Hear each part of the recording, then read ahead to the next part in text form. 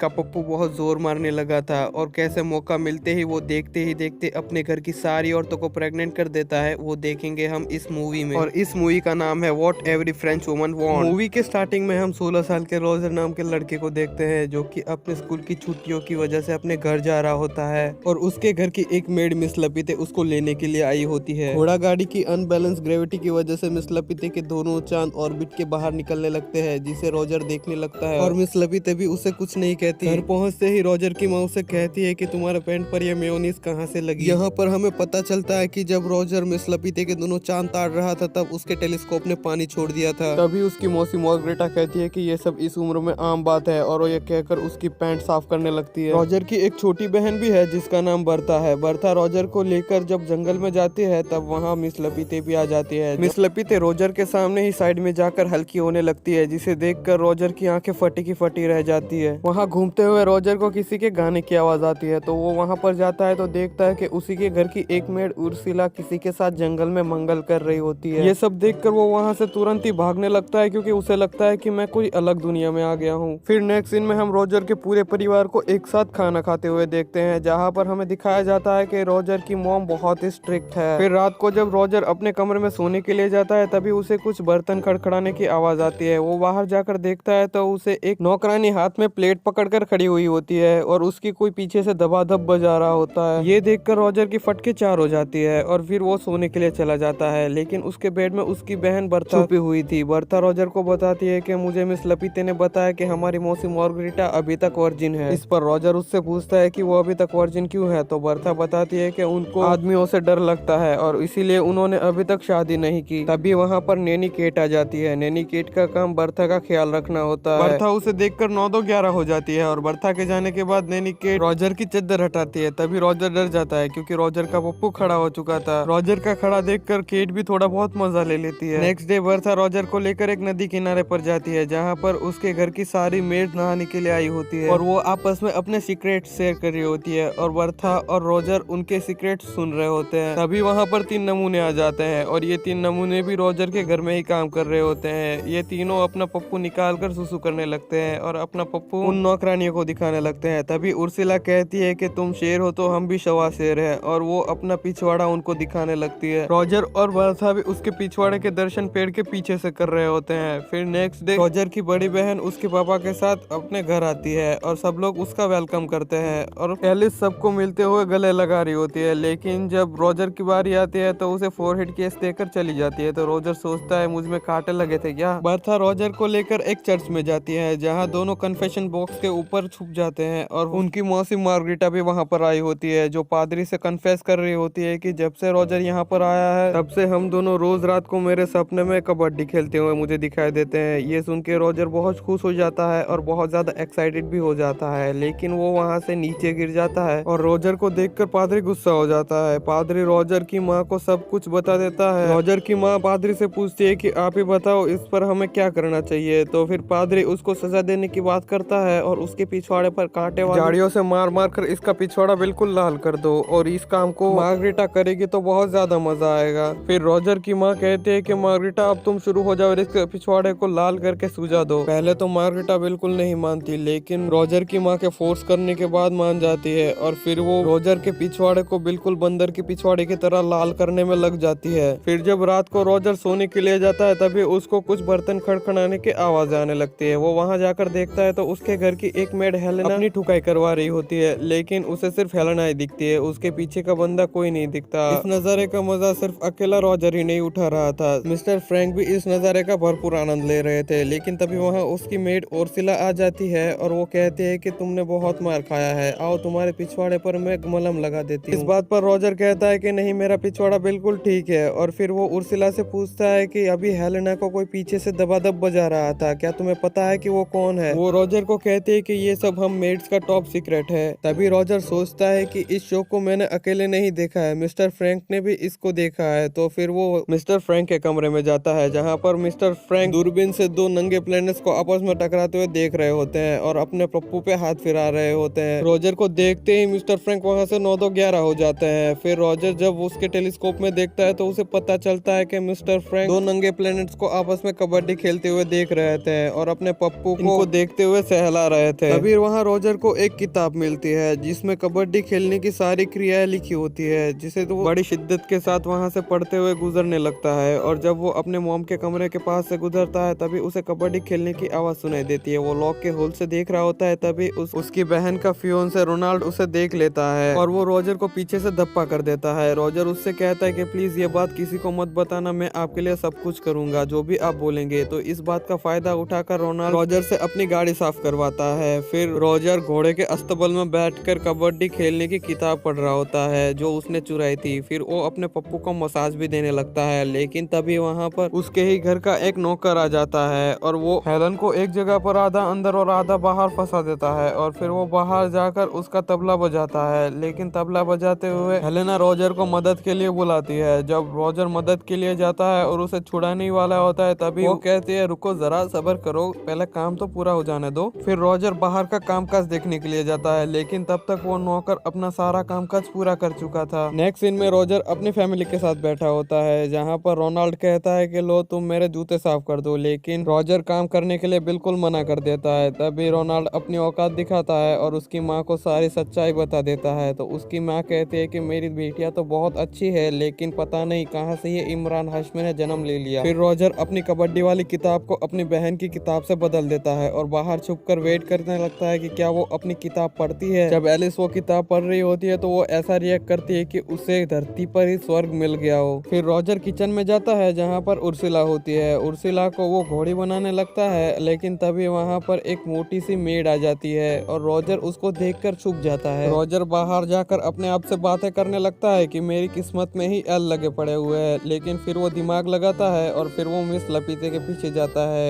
पीछे जाकर वो उनकी बजाने की ट्राई करता है। पहले तो मिस लपीते मना करती है, लेकिन फिर कहती है तुम्हें जितना बजाना है बजाओ, मैं कुछ नहीं कहूंगी। लेकिन तभी वहाँ पर ऐलान होने लगता है कि जर्मनी ने फ्रांस से लड़ाई छेड़ दी है और सब लोग बाहर इकट्ठा होकर उस ऐलान की खबरें सुनने लगते हैं और देखने लगते हैं कि उसमें क्या लिखा है। सब लोग जंग में जाने की खुशी मना रहे होते हैं, लेकिन रॉजर का तो अपना अलग ही प्लान होता है। फ्रांस में एक रिवाज था कि जंग में जाने से पहले सबको अपने अपने पार्टनर के साथ समूह में संभोग करना पड़ता है। फिर रात को सब लोग अपने अपने पार्टनर को लेकर जंगल में जाने लगते हैं उनकी घोड़ी बनाकर बजाने के लिए। रॉजर सोचता है कि ये बस आज रात की चांदनी है, इनके जाने के बाद अब तो मेरी चांदी ही चांदी होगी। मर्दों के जाने के बाद घर की सारी लेडीज अकेली हो गई थी। रॉजर सबसे पहले उर्सिला के पास जाता है और उसके साथ कबड्डी खेलता है। रॉजर उर्सिला को कहता है कि मुझे तुमसे प्यार हो गया है, लेकिन उर्सिला कहती है कि सारे मर्द पहली बार चरम सुख का आनंद लेने के बाद यही कहते हैं। बर्था रॉजर को कहती है कि पादरी माँ से मिलने आए हैं। फिर वो दोनों वहाँ जाकर उन दोनों की चुपके से बातें सुनने लगते हैं। रॉजर की माँ पादरी से कहती है कि मेरे पति मेरे साथ कभी कबड्डी खेलते हैं तो कभी मेरे दोनों फुटबॉल से फुटबॉल खेलने लग जाते हैं, क्या इसमें कोई पाप तो नहीं है? तो पादरी कहते हैं नहीं, वो तुम्हारा पति है, वो तुम्हारे साथ कबड्डी खेले या फुटबॉल खेले इसमें कोई दिक्कत नहीं है, वो तुम्हारे साथ कुछ भी कर सकता है। लेकिन तभी रॉजर की माँ रॉजर और बर्था को देख लेती है और वो दोनों वहाँ से चले जाते हैं। अगले दिन नैनी के नदी किनारे बैठकर अपनी जुल्फे सवार रही होती है, लेकिन वहाँ पर रॉजर मगरमच्छ बन के आ जाता है। वो तैरते तैरते हुए आता है और उसके साथ बातें करने लगता है। पहले तो रॉजर केट से थोड़े मजे लेता है, लेकिन जब वो देखता है कि केट भी अब राजी हो गई है तो फिर वो मौके पे चौका मार देता है। फिर वो दोनों वहाँ पर कबड्डी खेलने लगते हैं। अब रॉजर एक अल्टीमेट हरामी बन चुका था और वो सोचता है कि अब मैं सारी लेडीज की लेकर ही मानूंगा। और अगले ही दिन रॉजर के डैड छुट्टी लेकर घर पर आ जाते हैं और फिर वो देखता है केट और मार्गरेटा वहाँ पर उसके मॉम डैड को कबड्डी खेलते हुए देख रहे होते हैं। रॉजर वहाँ पर जाकर कहता है कि देखो मैं तुम्हें दिखाता हूँ कि देखा कैसे जाता है। ये कहकर वो उनके रूम में चला जाता है। रॉजर को देखकर उसके मॉम डैड हैरान हो जाते हैं और उसे वहाँ से बाहर निकाल देते हैं। फिर मार्गरेटा जब अपने कमरे में जाती है तो देखती है कि वहाँ पर रॉजर पहले से उसके बेड पर सोया होता है। रॉजर कहता है कि क्या तुम वर्जिन हो, ये पूछकर वो उसके साथ घपाघप करने लगता है। फिर हम हेलन को देखते हैं जो कि अपनी बजवाने के लिए किसी को ढूंढ रही होती है, क्योंकि युद्ध में जाने की वजह से अब वहाँ पर कोई नहीं होता उसकी बजाने वाला। हेलन रॉजर के रूम में जाती है और जब बाहर जाती है तो रॉजर उसको पीछे से पकड़ लेता है और उसकी घपाघप बजाने लगता है। अगले दिन रॉजर एलिस के पास जाता है जो कि घोड़ों को घास दे रही होती है। रॉजर एलिस को कहता है कि चलो मैं तुम्हें भी घोड़ी बना देता हूँ, लेकिन पहले तो एलिस मना करती है। फिर वो कहती है कि चलो ठीक है, मैं तुम्हें अपनी राइड करने देती हूँ। फिर रॉजर उसकी राइड करता है और राइड करते हुए उसकी बहुत पिलाई करता है। अब रॉजर सब लेडीज के बीच फेमस हो गया था और सब लेडीज उसके पास बारी बारी से काम 25 करवाने आती थी।